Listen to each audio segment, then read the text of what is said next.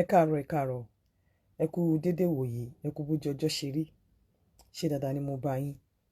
Tí n bá ti lọ síbi iṣẹ́, mo máa ń like kí n kàn jáde, mi kì í fẹ́ unannounced, kí n kàn jáde káwọn èèyàn máa mọ̀ unannounced rẹ pé àwọn èèyàn ní mọ̀ pé mo fẹ́ jáde. Ẹ káàárọ̀ lẹ́ǹkan sí.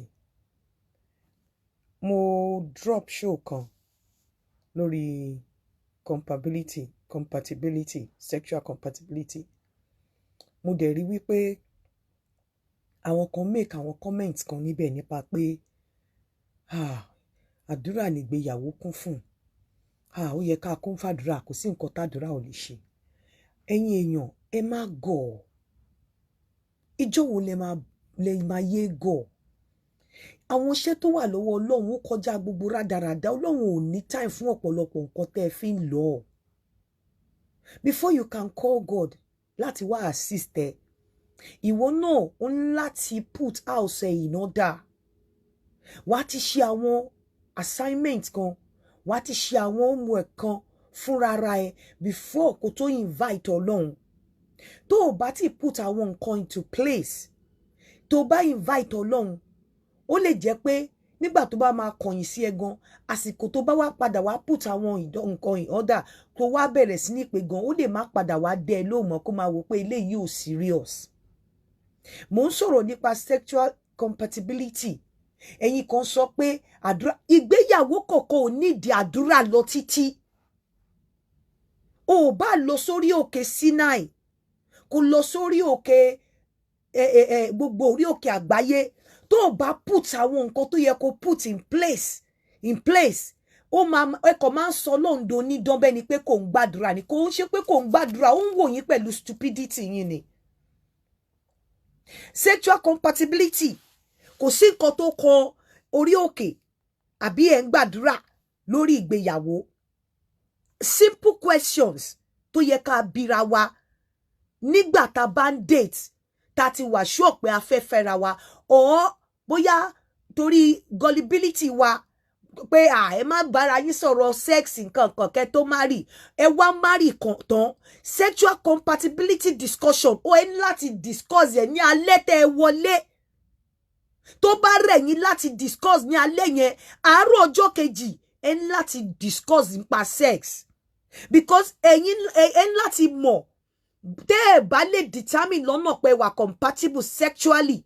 Ẹ ní láti mọ̀ nínú findings mi, nínú survey mi, mo rí wípé ọ̀pọ̀lọpọ̀ obìnrin àti ọkùnrin tó fẹ́ra wọn wà compatible sexually. Kì dẹ̀ ń ṣe bẹ́ẹ̀, wọn understand sexual compatibility. They don't even know láti channel discussion wọn towards that direction. Láti mọ̀ pé àwọn wà compatible sexually, káwọn lè mọ̀ báwọn ṣe máa ṣe, bóyá máa rí sex therapist ni o, bóyá máa rí àwọn nǹkan kan tó máa ṣe sí ni o. But àwọn discussion tó wà very paramount, tó wà important, wọn kì í talk about ẹ̀. Òun ló fi fà á tó jẹ́ wípé ọ̀pọ̀lọpọ̀ obìnrin feel wípé okó dídó is to bímọ. And once tó bá ti bímọ báyìí, wọ́n máa shut down. Gbogbo ìgbà tó ń bímọ yẹn, ẹ máa gbọ́ tó obìnrin á máa sọ fún yín pé látijọ́ tí mo ti ń dóko mi ò dá mi rárí. Látijọ́ tí mo ti ń dóko mo kàn máa ń bímọ ni. Ọkùnrin ò understand sexual compatibility, wọn ò discuss ẹ̀. Òun ló jẹ́ kọkùnrin mi máa mọ̀ wípé mo ń láti tẹ ara ìyàwó mi dẹ̀ kí ara ẹ̀ dẹ̀ kí n tó do. Mi ń láti fi ìpá ṣí ẹsẹ̀ láti gùnlé lórí. Ọkùnrin tí ò discuss sexual compatibility, òun ló jẹ́ kó máa feel wípé tí ìyàwó mi bá sọ pé this is what I want in sexually, ó ti di aṣẹ́wó. Tí ìyàwó mi bá gòkè sórí mi, tí ìyàwó mi bá bẹ̀rẹ̀ sí ní mu ẹpọ̀n mi tí ò mu rí, ó ti di aṣẹ́wó. Ọ̀pọ̀lọpọ̀ ọkùnrin àtobìnrin ò mọ̀ wípé sex ó yẹ kéèyàn study ẹ̀ bí course ni. Ó yẹ kéèyàn jókòó, kéèyàn create time láti study everything about sex. Sex ìwé tó yẹ kéèyàn kà ni. And that is why you see me pé látijọ́ tí mo ti wà lórí kíní mi ò run out of content, because mo máa upgrade ara mi, mo update ara mi from time to time. Ẹ rí wípé mi ò ní wá kí wá ṣeré nípa sex gan, ẹ máa rí ọgbọ́n mú jáde ń bẹ̀. Because mi ò ní wá sọ nǹkan tí ò wà written, mi ò ní wá sọ nǹkan tí ò wà evidence based.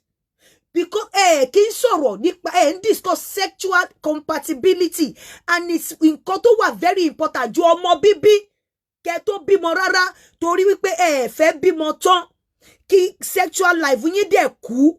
Tí sexual life ọkọ àtìyàwó bá ti kú, ìfẹ́ ti kú nínú ilé. Tẹ́ bá dẹ̀ discuss sexual compatibility yín láti night of ìgbéyàwó or before ìgbéyàwó or alẹ́ ọjọ́ tẹ́ bá kọ́kọ́ meet or ìjọ́ kejì tá ara ti tù yín, rí wípé máa channel gbogbo yín, máa mọ weak point yín, máa mọ needs yín, máa mọ needs yín sexually, because sexual compatibility or incompatibility ni pé kẹ́ mọ sexual needs ẹ̀yin méjèèjì. Kẹ́yin méjèèjì mọ, kẹ́ orientate ara yín nípa sex. Kẹ́yin méjèèjì mọ nǹkan tẹ́ fẹ́, kẹ́yin méjèèjì mọ fantasies yín, kẹ́yin méjèèjì mọ weak point yín, kẹ́yin méjèèjì mọ nǹkan tẹ́ ní ṣe. Kẹ́ mọ nǹkan tẹ́ ní ṣe when it comes to sex.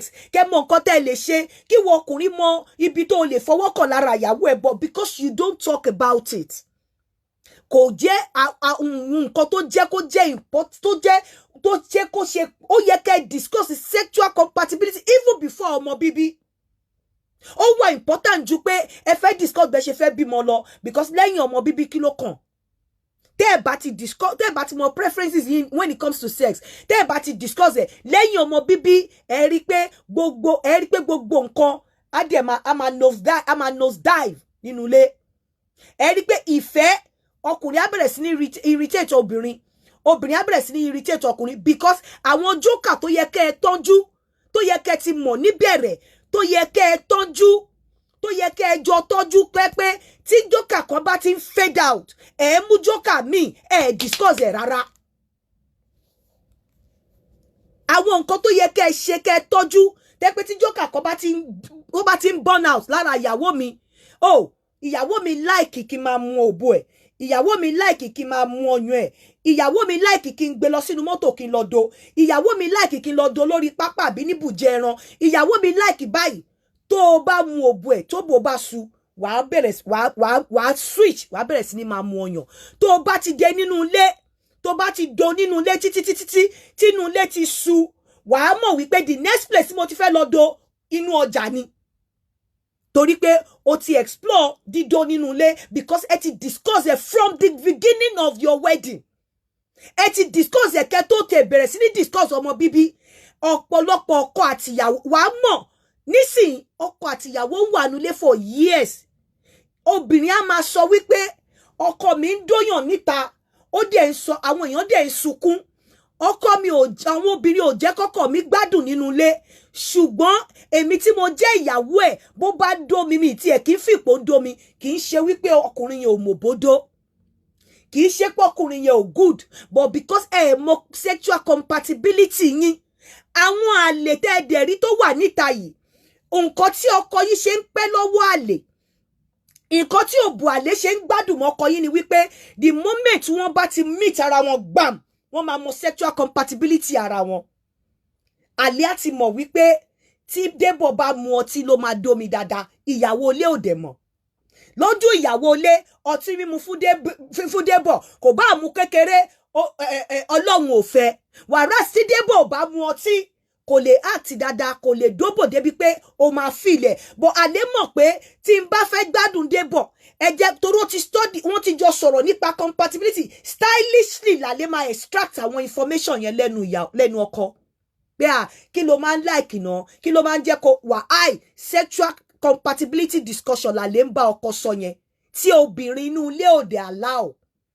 Tó jẹ́ pé tó ẹ̀rù á máa ba ọkùnrin inú ilé láti open up fóbìnrin inú ilé, ìdá nítorí religion, ìdá nítorí pé obìnrin inú ilé yẹn extremist ni, ìdá nítorí pé obìnrin inú ilé yẹn ó máa ń wà sentimental, ìdá nítorí pé obìnrin inú ilé yẹn kò understand what it takes when it comes to pé wọ́n ń dóra wọn, kò mọ̀ wípé a lot of things, àwọn crazy things nígbà míì ló máa ń jẹ́ turn off fọkùnrin míì, tó bẹ̀rẹ̀ máa ń jẹ́ turn off fóbìnrin míì. These are the discussion tó yẹ kẹjọ ní alẹ́ ìjọ ìgbéyàwó before kí ọmọ tó dé rárá. Nítorí tí ẹ bá ní àwọn discussion yìí, tí ọmọ bá dé pẹ́rẹ́, tẹ́ ẹ dẹ̀ ti bẹ̀rẹ̀ sí ní bímọ, the moment tí ọmọ bá ti wọlé lẹ́ẹ̀kan ni àwọn feelings yẹn máa lọlẹ̀ díẹ̀díẹ̀ láti ọ̀dọ̀ ìyàwó sí ọkọ a fẹ́ concentrate lórí ọmọ. Ọkùnrin tí ò ní understanding a máa feel slighted, ìfẹ́ yẹn drop. But àwọn obìnrin tó wà níta wọ́n máa gbé ọkùnrin jókòó tó jẹ́ àlè yín. A wò pé Débọ̀ tí bá ti fún Débọ̀ lọ́tí mu kó tó kí Débọ̀ tó dé a ti ṣe pepper soup. A dẹ̀ rọra mú ọtí díẹ̀ agbésẹ́gbẹ́ ẹ̀. Ìjọ́ tí Débọ̀ bá wá mu ọtí yẹn a wá do bí ẹni máa kú. A wá ṣí gbogbo fùrọ́lẹ̀ fún Débọ̀. A kàtọ̀ sókè fún Débọ̀. A wá ráìdì Débọ̀. Débọ̀ ti mu ọtí. Débọ̀ ti mu nǹkan tó push Débọ̀ láti lè dóbò dáadáa. Tí Débọ̀ bá wá dé nínú ilé, oyere tó ṣe fálè kò ní lè ṣe fúyàwó because ẹ̀yin méjèèjì ẹ mọ̀ nǹkan kan when it comes to sexual compatibility láàrin ara yín ẹ mọ̀. Ẹ mọ̀. Meanwhile, àwọn nǹkan kan tó yẹ kẹ́ máa discuss when you are talking of sexual compatibility ni pé wàá béèrè lọ́wọ́ ìyàwó ẹ pé kí ni dídó intimacy sex kí ló mean sí. Tó bá sọ pé sex kí ni nǹkan tó fi pa àwọn èèyàn mean, kí ló understand by that word, kí ló mọ̀ nípa ẹ̀, kí ló ti ṣe rí nípa sex. Ọkọ náà máa bi ìyàwó, ìyàwó náà máa bi ọkọ. Wàá máa béèrè lọ́wọ́ ìyàwó ẹ pé níbo ni ibi tó crazy jù tí wọ́n ti dó. Báwo ṣó wá like ẹ̀, níbo ló ti máa ń dó kó gbádùn jù. Gbogbo àwọn question yìí tó yẹ kẹ́ béèrè. Tẹ́ ẹ bá jẹ́ pé ẹ kúrí ẹ máa wò wípé when you are having a sexual compatibility discussion, you are not thinking about religion. You are not thinking about Jesus. You are not thinking about God. This is a discussion, a natural discussion, an intellectual discussion, and it's a serious one. Keep Jesus out of it. Tíyàwó ẹ bá sọ fún ẹ wípé wá mo like ìyọ̀dí nínú toilet. Wọ́n ti dómi rí nínú toilet mo dẹ̀ gbádùn ẹ̀. Ó yẹ kó keep ẹ̀ dání, kò yẹ kó wò pé aláṣẹ́wó lélẹ́yìí. Ó yẹ kó wò pé níjọ́ tí feelings ẹ bá ti nose dive, mo máa wá bí mo ṣe máa mú memory pé wọ́n do nínú toilet tó ti sọ fún mi. Màá lọ do nínú toilet kí n wò bóyá kíní yẹn máa jẹ́ up padà. Kò yẹ kó wò ọ̀pọ̀lọpọ̀ yín finú ranra yín because tí obìnrin bá sọ past ẹ̀ tó enjoy fún yín, ẹ máa wò bí aṣẹ́wó. Tí ọkùnrin mi bá sọ fún ẹ pé fantasy mi tí mo ti ṣe jù rí ni pé mo gbé girlfriend lọ síta wọ́n dẹ̀ do. Anytime tí n bá ti rántí báyìí, ṣe ni okó mi dẹ̀ máa ń le. Mo ti dóyàn méjì pọ̀ rí. Ojú ti yín ẹ máa wò pé lórí burúkú lọkùnrin yìí Ọlọ́run ò fẹ́ ó máa wọnú náà ni. To you, nǹkan tẹ́ máa wò nìyẹn. Kò dẹ̀ yẹ kó rí bẹ́ẹ̀. Àwọn nǹkan tẹ́ máa béèrè lọ́wọ́ ara yín, lọ́wọ́ obìnrin yín ni wípé ibo náà ti dó ẹrí tó wà ọ̀dùrí tó dẹ̀ gbádùn ẹ̀. Nígbà tẹ́ àìtí ìfẹ́ra obìnrin tí ò jẹ́ virgin, wàá máa béèrè lọ́wọ́ ẹ̀ wípé how often ló máa ní sex. That is, you want to know your frequency. Ẹni láti mọ̀ nípa your frequency of sex. Bóyá ọkùnrin like kó máa dóbò kó tó fẹ́ ọ bẹ́ ṣe fẹ́ra yín o. Mo like máa dóbò láì márùn nínú ọ̀sẹ̀ o.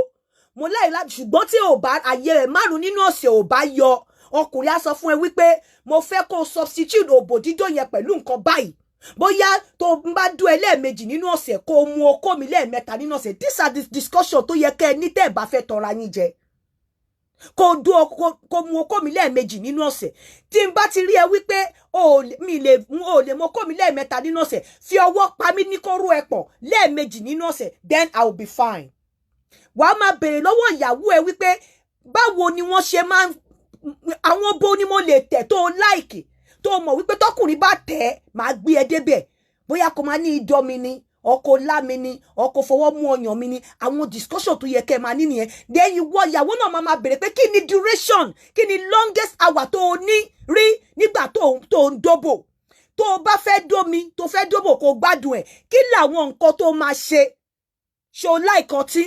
Ṣé o like irú nǹkan báyìí? Ṣé o fẹ́ nǹkan báyìí? Ṣé o fẹ́ nǹkan báyìí? Gbogbo àwọn nǹkan tó yẹ kẹ́ discuss the frequency, kẹ́ discuss the duration, kẹ́ discuss the environment. Irú environment wo lo ti like kí wọ́n máa dú ẹ? Ibo wo lo fẹ́ kí wọ́n ti máa dú ẹ? Kẹ́ discuss nípa environment, kẹ́ discuss nípa frequency, kẹ́ discuss nípa duration, and most importantly, kẹ́ discuss the fantasies. You cannot take fantasies away from sex. And these are the things táwọn àlè fi ń gbọ́kọ lọ́wọ́ yín. These are the things tí mo fi ń wá tí mo fi ń gbọ́ most of the time pé ọkọ mi dẹ̀ máa ń sọ wọ́n máa kọ́ pè mí lánàá ó lọ́kọ òun sọ fóun pé tóun bá dóyàn níta àwọn máa ipe obìnrin yẹn máa sunkún á máa gbádùn ẹ̀ ó ní bòun ti marry ẹ̀ for 20 years is a good man òun ò gbádùn ẹ̀ rí mo wá béèrè lọ́wọ́ ẹ̀ pé kí lẹ sọ débẹ̀ ó lòun ti ọwọ́ bọ̀ lẹ́nu tó fi sọ síta nígbà tọ́rọ̀ sexual life àwọn kò yé àwọn tó bá jẹ́ nǹkan tẹ́ ti discuss from the beginning of your marriage irú information tó gbọ́ ní ẹnu ọkọ ẹ tó sọ fún ẹ yẹn gan lè kill libido ẹ kò yẹ kó o gbọ́ information yẹn kí ọkọ sọ fún ẹ pé òun complain pé mi ò dú ẹ dáadáa ò dá mi ra bó tí n bá lọ dọ́ àwọn èèyàn ń ta wọ́n máa ń sunkún ìwọ ló extract ẹ̀ but bá má nídìí láti lè extract irú information yẹn tó bá jẹ́ pé ẹ ti discuss sexual compatibility yín láti lẹ̀ but most of the time is a discussion that all of you run away from. It's a discussion that people don't want to talk about. And they hide under religion. Àwọn bàbá wa. And I am telling you, ọ̀pọ̀lọpọ̀ àwọn tí ẹ sọ wípé mo ń bọ̀ mo fẹ́ kà nǹkankan síta fún yín. Mo ń bọ̀. Now, àwọn tẹ́ claim pé wọ́n níyàwó kan yìí. Most of them wọ́n betray Ọlọ́run. Àwọn bí tẹ́ bá ní pé ká wo Ádámù ló betray Ọlọ́run nínú ẹgbà Eden. Abrahamu tí ìyàwó mẹ́ta ló ní. Jacob ní 4. Dáfídì ní 4. Solomon ní 700. Rehoboam ní 18. Abijah ní 14. Elkanah ní 2. Lemak ní 2. Mi ò sọ pé tó bá lè fẹ́ kó bá lè fẹ́ méjì kò fẹ́ but mo ń sọ fún yín wípé this is láti discuss sexual compatibility otherwise ọkùnrin obìnrin máa torí nígbà tí àlè bá ti understand sexual compatibility ọkọ tó ti mọ gbogbo àwọn nǹkan tí tóun lè ṣe fún ọkọ náà máa mọ ti àlè because níbi tó bá ti sọ pé tó bá mu ọtí ọkùnrin obìnrin náà ní mo like yàn kẹsẹ̀ mi sókè lórí boot mo like yàn gbé mi lọ sí beach kó tọ́ mi gbogbo nǹkan yẹn dẹ̀ ni ọkọ ẹ máa ṣe fún àlè kì í dẹ́ ń ṣe fault wọn ìwọ tó jẹ́ ọkùnrin nǹkan tó yẹ kẹ́ ẹ sọ tó yẹ kẹ́ ẹ discuss tí àlè àti ọkọ jọ ń discuss ẹ̀ at the end of the day ọkọ á bẹ̀rẹ̀ sí ní take joy pleasure gbogbo àwọn nǹkan tí ìwọ ò mọ̀ nípa ẹ̀ sexually tí àlè ti mọ̀ àlè á wá take advantage of those information á dẹ̀ máa lò fọ́kọ regularly when the man comes to the house á máa wà difficult láti do ẹ even when you want to á máa wà difficult láti do ẹ kò ní lè find the pleasure nínú ẹ because o mọ àwọn key ní sexual communication mọ compatibility mọ bóyá tẹ́ ẹ bá wà compatible you don't even know whether you need a sex therapist because to you discussion here is out of order to you discussion here is ungodly that same discussion that is ungodly at home dẹ̀ ní cornerstone lọ́dọ̀ àlè níta and bó ṣe wà lọ́dọ̀ ọkùnrin tí àlè máa stylishly mọ sexual compatibility òun àti obìnrin níta bẹ́ẹ̀ náà over time obìnrin máa rìn gbèrè á lọ pàdé ọkùnrin kan tí yẹn náà máa mọ tó máa lè béèrè àwọn information tó yẹ kẹ́ ẹ ti jọ béèrè lọ́wọ́ ara yín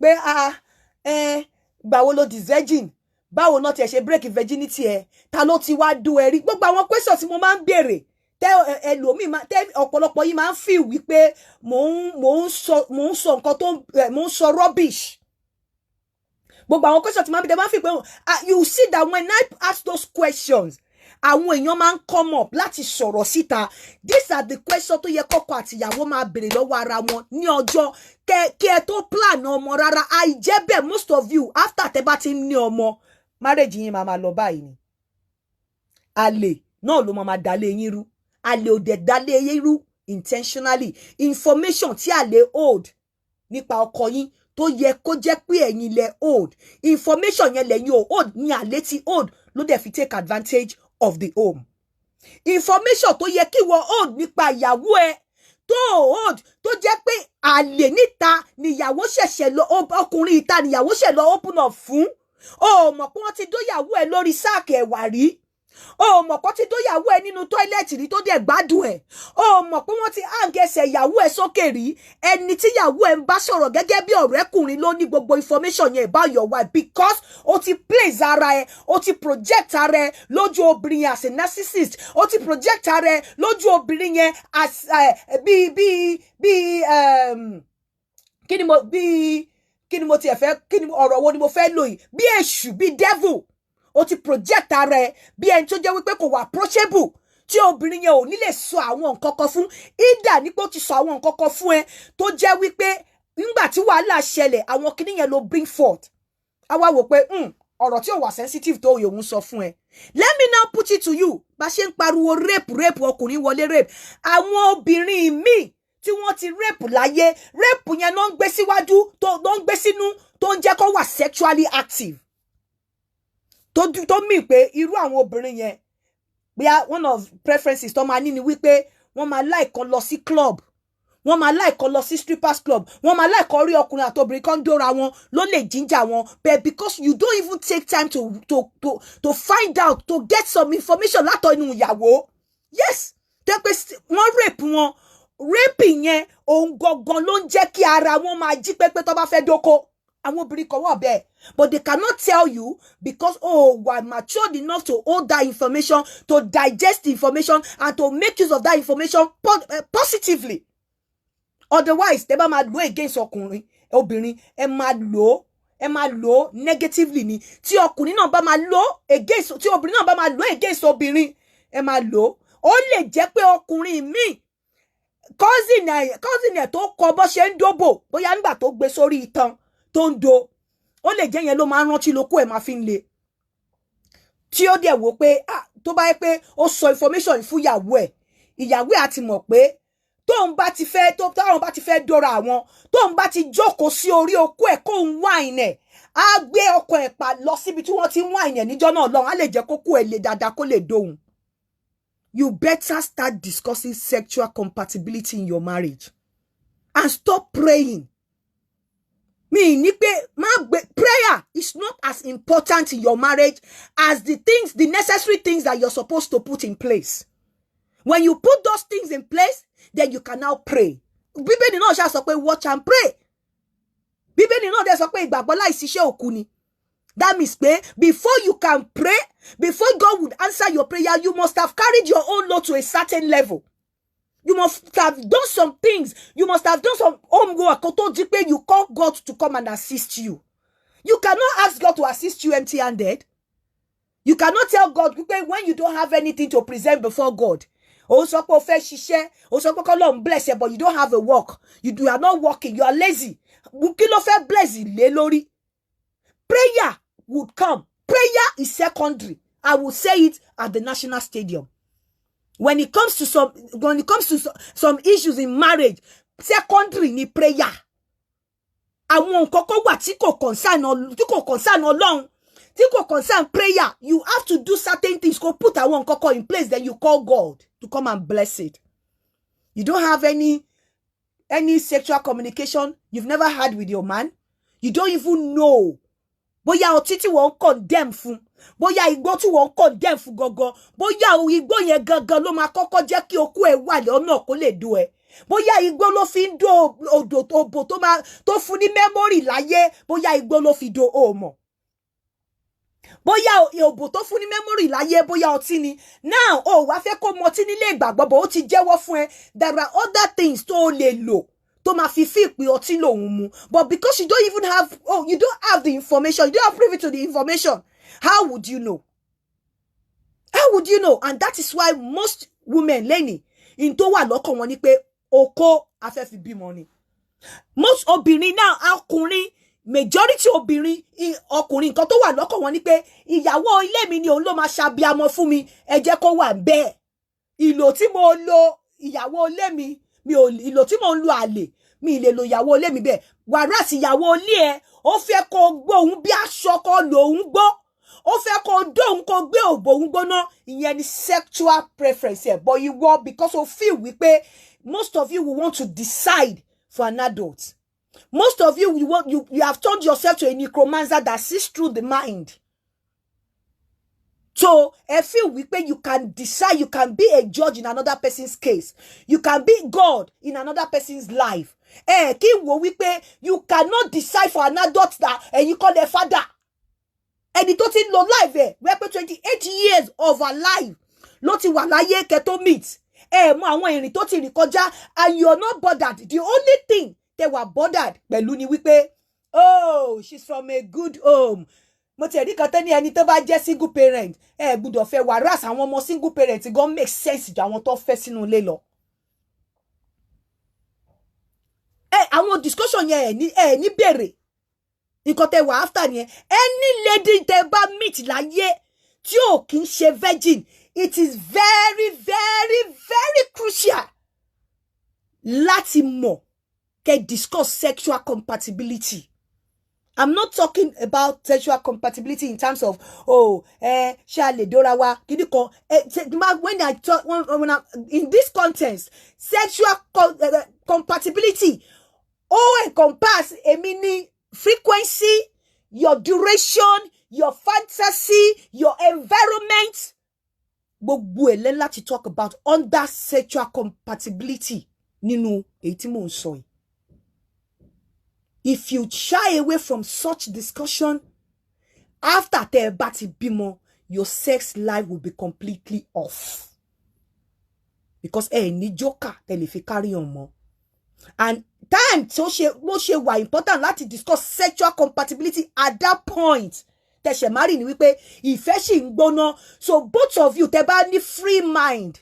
Ẹ rí pé ẹ máa sọ tòótọ́ fúnra yín. Ẹ rí pé kí obìnrin tó gbọ́n nínú ìgbéyàwó láti má máa sọ̀rọ̀ fọ́kọ. Oríṣiríṣi ìjà tí ń ṣẹlẹ̀, ọkùnrin tí ń fi ọ̀rọ̀ tó sọ bu, kí ọkùnrin náà tó gbọ́n láti máa parọ́ fún obìnrin nínú ìgbéyàwó. Ó ti sọ àwọn òótọ́ kan fún tó padà jó lọ́wọ́. So ní time tẹ́ ṣe bẹ̀rẹ̀ yẹn ní the right time láti discuss sexual compatibility tẹ́ máa open up fúnra yín. And you are doing that. But the reason tí ẹ ṣe wà tó ṣe jẹ́ advantage ni wípé you are doing that to hold information about each other. Tẹ́ máa lò nígbà tí ìfẹ́ yẹn bá ti nose dive. Tẹ́ máa lò nígbà tí ẹ bá rí wípé tó bá mọ̀ wípé yàtọ̀ sí tó bá mọ̀ pé yàtọ̀ sí ọkọ ẹ kó sóbò kó dú ẹ. Ó tún ní ọ̀nà míì tó fi lè gbádùn okó bí òbò dídó. Bóyá coitus, labial coitus interruptus, or bóyá lílábò anything. So wá ti mọ̀ pé nígbà tó bá bímọ tí o ti feel pé vagina òbò ẹ ti loose, o ti mọ̀ wípé most of the time o ní máa ní vaginal sex. Ọkọ ẹ̀ á dẹ̀ máa wà satisfied because nǹkan tẹ́ ti discuss o ti mọ̀ nǹkan tí ọkọ like yàtọ̀ sóbò. O ti mọ̀ wípé nígbà tí o ti mọ̀ ọ̀nà tó tún fi lè get it down tó jẹ́ wípé go anywhere. Bí o bá fokosobo tó bá ṣe kíní yẹn fún, it's as good as o fokosobo, but you don't talk about it. And that is why mama sùn, wọ́n máa do. Ìwọ náà ọkùnrin, tẹ́ ẹ bá discuss sexual compatibility, o ti mọ̀ wípé tí n bá fẹ́ kọ́ ìyàwó mi dámira, bí n bá do lórí bẹ́ẹ̀dì tí ò bá dámira, bí n bá fokosobo ẹ̀ tí ò dámira, tí n bá pọ́n láti ẹ̀yìn, kí n pọ́n òbú ẹ̀ látẹ̀yìn. Ó máa ṣe ṣọ̀rọ̀ ni. But because you don't have such information of your wife or about your wife, kò máa merry-go-round, kò máa sá káàkiri, wá lọ síta. Nígbà tó bá ti wá lọ síta tó ti ń dóbò níta, tí àwọn obìnrin tí wọ́n get accurate information about you, tí wọ́n mọ̀ bó ṣe handle tó ń do wọn tó ń sunkún, tó ní Débọ̀ máa lọ, Débọ̀ jọ, Débọ̀ ìyàwó èyí ń gbádùn o. Kíní yẹn á wá máa fún ẹ ní negative or positively ni àlè sọ fún ẹ kó lè gbádùn ẹ, but bí tó máa balẹ̀ sí ara ẹ á máa ṣiṣẹ́ negatively. You start having some resentment against your woman at home because what does she really want? Ní mọ̀ pé àlè ti stylishly get information about your sexual preference, information about your fantasy, information about the frequency and the duration of the sex about you. Tíyàwó ẹ ò ní. Nígbà tó bá wá délé, tí àlè ń sunkún pé kó padà wá kò tí tóun. Tíyàwó ń fọwọ́ tì ẹ́ pé because mọ ọ̀nà tó lè gbà. Tí àlè ti mọ̀ tó ti bí ẹ́ tẹ́tíjọ́ sọ. ó wá mọ̀ pẹ̀lú ìyàwó a wá bẹ̀rẹ̀ sí ní máa sú ẹ láti súnmọ́ ìyàwó lé a wá di pé wà wá máa wò ìyàwó lé bí àbúrò ẹ wà wá máa empathize pẹ̀lú ẹ wà wá máa keep ẹ at home out of sympathy out of empathy out of pity wà wá keep ẹ at home wípé ìyá àwọn ọmọ mi ni ẹ ṣáà jẹ́ kó wà ńbẹ̀ wá ṣe gbogbo nǹkan fún but could still ò ní feel fulfilled ọkàn àwa wà pẹ̀lú ẹni tó mọ gbogbo tó ní gbogbo information about your sexual life ọkàn àwa wà ńbẹ̀ ọ̀pọ̀lọpọ̀ ẹ̀yin ìyàwó ilé figure head lẹ jẹ́ nílé because you don't know anything about your man when it comes to sexual life ẹni tó ń control sexual aspect which is the most important aspect of a man's life ìta ló wà. Now tell me how you want your home to be peaceful. Tell me how you want you think you can get 100% of your man. It's not possible. It's not possible. You can't. You cannot. Tó bá ti ní discussion tí mo sọ yìí. Àwọn discussion ni ó ń lọ pàṣẹ. It's not that Ale will come to your man, your direct pé lágbájá kíni kan stylishly ló máa béèrè lọ́wọ́ ẹ̀. A dey extract all the information you can think of. Hello? Hello, auntie. Sir? Hello? Sir? Yeah? Bẹ́ẹ̀ni. Ẹ káàárọ̀ o. Adúpẹ́. Mi mọ̀ ṣé àmàlọ́jí sára tó bá yín sọ̀rọ̀ náà ibà wò. Kí lẹ fẹ́? Tó bá yín sọ̀rọ̀.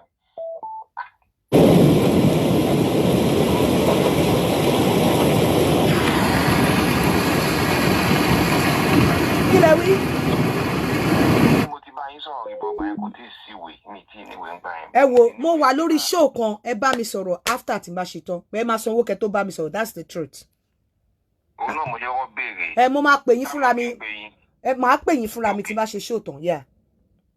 So mi ní lè sọ tán because bó ṣe wù mí kí n express ara mi ó dàbí pé kí n fa ọkàn mi ya kí n open it up fún yín but mo fi pé bí mo ṣe ṣe yìí should be able ó yẹ kẹ́ understand me kẹ́ ìfúnra yín lọ gbé ẹ lọ ronú pé what do I know about my man when it comes to sex ṣé mo mọ frequency bọ́kọ ọkọ mi ṣe fẹ́ kó máa ṣe tó ṣé mo mọ alternative tí mo lè lò in case n bá wà on my period in case n bá sick tí mi bá lè ṣe in case tí ọkọ mi bá dé stage kan tó jẹ́ wípé àwa méjèèjì a lè jọ ṣé mo mọ preference ṣé mo mọ duration ṣé mo mọ alternative ṣé mo mọ environment because whatever you're discussing you need to discuss about the environment as well ṣé mo mọ environment tí ọkọ mi ti prefer láti domi tó dẹ̀ máa gbádùn ẹ̀ yes a lè dóra wa nínú ilé but ṣé best environment ni ẹ fọ́kọ mi ṣé mo mọ duration highest time tí ìyàwó mi tó ti dó ìyàwó mi rí ṣé mo ní history as sexual history pẹ̀lú bó ṣe jẹ́ wípé mi ò bá ní virgin ṣé mo ní sexual history ṣé mo know anything about her when it comes to sex am I the type tó jẹ́ wípé mi ò wà approachable ṣé mo ní open door policy ṣé mo open arms fún ìyàwó mi ṣé mo jẹ́ ẹni tí ìyàwó mi lè confide nínú tó yẹ pé tá a bá jà àti ẹ̀ ní sọ̀rọ̀ débẹ̀ mi ní fi bu ṣé àti ẹ̀ ti discuss àti channel discussion wa to that direction rí those are the things that you need to talk about and you should start thinking about these things. Let me tell you tẹ́ ẹ bá mọ compatibility if you have discussed compatibility ọ̀pọ̀lọpọ̀ yìí tẹ́ ń pariwo 2 minutes 3 minutes 2 minutes 3 minutes kò dó mi fún 2 minutes ó dó mi 1 minute ni because ever discuss sexual compatibility tẹ́ bá mọ̀ ni ẹ ti mọ̀ wípé tí n bá fẹ́ ìyàwó àti mọ̀ ọkọ àti mọ̀ ìyàwó àti mọ̀ nípa ọkọ pé tó bá rẹ̀ mí ọ tí n bá fẹ́ dóbò ń gbà mí mo bá ti dóbò báyìí tí n bá ṣe báyìí láàrin 2 minutes báyìí wo tó bá ti ń ṣe pé bí mo ti ń mọ̀yàn títí máa come ìyàwó àdẹ̀ tí mo bó ṣe máa plan ara ẹ̀ pé my man torí pé àtijọ́ fẹ́ra wa ti wà nílé àti dá láàrin fi ara wa àtìgbà náà tó bá ti wà study ẹ̀ sexually pé ìgbà wo ló bẹ̀rẹ̀ 2 minutes wà á stylishly béèrè wípé ṣé bó ṣe rí níta nìyẹn ìgbà wo ló bẹ̀rẹ̀ sí ní ṣe 2 minutes okay ìgbà yìí ni lẹ́yìn tí mo ti bímọ méjì then wá ti mọ̀ pé ẹ̀yin méjèèjì over familiarity ti setting. Then you look for another means to láti boost the sex life yín. Ìwọ ìyàwó wàá mọ̀ pé wàá work on yourself. Wípé, oh, 2 minutes lọ́kọ mi máa ń lò. Ó yá, touch me. Tó bá ti di pé o ti fẹ́ dà, ní kó wá insert àjọ dàpọ̀. Tó bá yẹ pé ẹ máa ń discuss sex nínú ilé yín. Tẹ́ barriers, kò ń ṣe ọ̀rọ̀ Jésù. Kò ń ṣe ọ̀rọ̀ Ọlọ́run. Mo sọ fún yín pé kò sẹ́ni ní Jésù tó mi. Ní Ọlọ́run tó mi. In tí mo mọ̀ nípa Jésù ọ̀pọ̀lọpọ̀ yín ò mọ̀. Bọ́n ṣe ń pe Ọlọ́run ọ̀pọ̀lọpọ̀ yín ò mọ̀ tó mi. But this, I am going to keep God out of this platform. Because nǹkan tó ń pa ọ̀pọ̀lọpọ̀ ilé nìyẹn. Ọ̀pọ̀lọpọ̀ yín 2 minutes. Have you ever thought about, let me tell you, lọ fẹ́, go and marry angel from heaven. When it's tó bá stay a certain stage, kò sí kó máa come láàrin 30 minutes tẹ́lẹ̀ ó máa drop. A bẹ̀rẹ̀ sí ní come 2 minutes, 3 minutes. Now, ọkùnrin mélòó ló fẹ́ filẹ̀? Oko mélòó ló fẹ́ dó? Èèyàn mélòó ló fẹ́ dó? Kó bá ní boyfriend tó bá ń dú ẹ lójoojúmọ́, tó bá tó stage kan, tó bá ti bó bá ṣe ń dú ẹ, bí frequency yẹn bá ṣe ń lọ sí, bẹ́ẹ̀ náà ni time tó máa drop, máa drop sí. Bí èjì bá ṣe ń gorí, ní time yẹn máa drop sí. Oko mélòó ló fẹ́ dó? Oko mélòó ló fẹ́ pààrọ̀? Obìnrin mélòó ló fẹ́ pààrọ̀? You need to go and study the sexual compatibility láàrin ìwà àti partner, láàrin ìwà àti ọkọ. I enjoy sex every time of my life. And I cannot toy with it. Mi dẹ̀ ní dó mi kí n má dàmíra. Kò tiẹ̀ sí ni because I can't remember the last time tí mo sùn pẹ̀lú partner mi tí mi ò tẹ́pà àjọ dàpọ̀. Because you have to study the man's sexual life, and the man should study your own sexual life.